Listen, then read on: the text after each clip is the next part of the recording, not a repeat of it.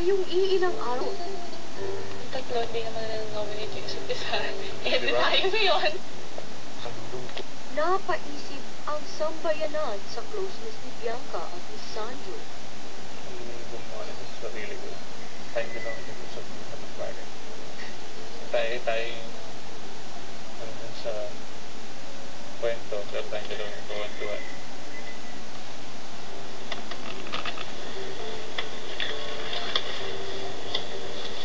Grabe! Ay, nako.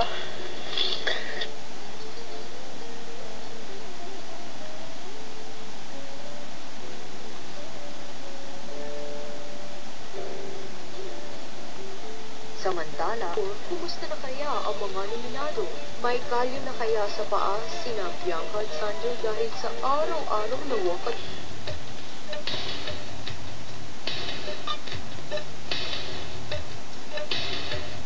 Nagiging sobrang close kami dalawa. Masaya po ako ng gano'n. Wala naman akong ina-expect na kahit ano. Okay kami. Alam namin na magkaibigan po kami. Parang we'll make the most out of, yun nga, yung pagkakaintindihan namin sa isa't isa. Yung pagkatapos mo nung Big Brother, hindi na kayo magkita. Kasi okay na po sa akin yan. Basta contento na ako sa anong nangyayari ngayon sa amin dito. Ayoko makagawa ng kahit ano na ikakasama ng loob niya dahil from the very start, alam naman niya, meron po akong boyfriend na naiwan sa labas.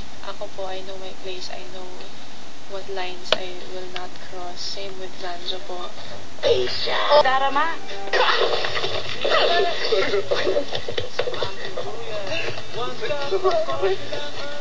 Inayos pa niya ang kanilang picture magnet sa ref para makita kasama nga siya sa Big Four. At sobrang willing pa siyang tulungan si Bianca sa pagbitbit ng maleta niya, ha? Okay na, huwag na. Thank you.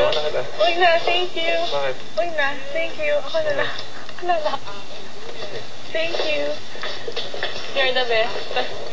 Sorry na lang, Zanjo. At balik sacrifice na ulit si Bianca na iwasan ka. Maya-maya ay nag-set ng food si Mami Kiana sa garden para dun mag-dinner ang Big Four. Nag-provide rin si Kuya ng music para tuloy-tuloy ang kanilang mini party.